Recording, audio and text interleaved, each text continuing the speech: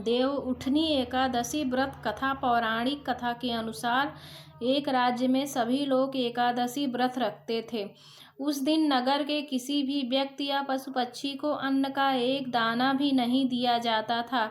एक समय ऐसा हुआ कि किसी दूसरी जगह का व्यक्ति राजा के दरबार में पहुंचा और नौकरी देने की प्रार्थना करने लगा। तब राजा ने कहा कि नौकरी तो ठीक है, लेकिन शर्त यह है कि माह में 2 दिन एकादशी व्रत के दिन अन्न नहीं मिलेगा। राजा ने नौकरी की यह शर्त बताई। उस व्यक्ति ने नौकरी के लिए राजा की शर्त मान ली। अगले माह एकादशी व्रत था। उस दिन उसे अन्न नहीं मिला। उसे फलाहार की सामग्री दी गई। वह राजदरबार में पहुंचा और राजा से कहने लगा कि फलाहार से उसका पेट नहीं भरेगा, उसे अन्न चाहिए। यदि अन्न नहीं खाएगा तो उसके प्राण निकल जाएंगे। वह राजा के सामने गिड़गिड़ाने लगा। राजा ने उस व्यक्ति को नौकरी की शर्त याद दिलाई, फिर भी वह राजा से अन्न की मांग करता रहा। उसकी स्थिति को देखकर राजा ने उसे अन्न देने का आदेश दे दिया। उसे आटा, चावल और दाल मिल गया। वह नदी के तट पर पहुंचा और सबसे पहले स्नान किया, फिर भोजन तैयार करने लगा। जब खाना बन गया तो उसने भगवान से प्रार्थना की कि भोजन तैयार है, आप भोजन ग्रहण करें।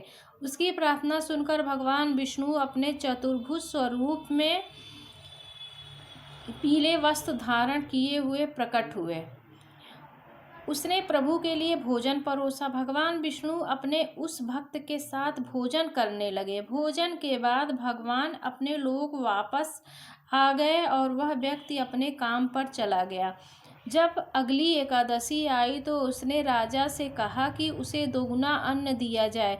पहली एकादशी पर वह भूखा ही रहा, क्योंकि उस दिन साथ में भगवान ने भी भोजन किया। उतने अन्न में दोनों भोजन ठीक से नहीं कर पाते हैं। उसकी बात सुनकर राजा अचरज में पड़ गया। राजा ने कहा कि तुम्हारी बात पर विश्वास नहीं है कि तुम्हारे साथ भगवान भोजन करते हैं। वह तो सभी एकादशी व्रत करता है, पूजा पाठ करता है, लेकिन आज तक भगवान ने उसे दर्शन नहीं दिए।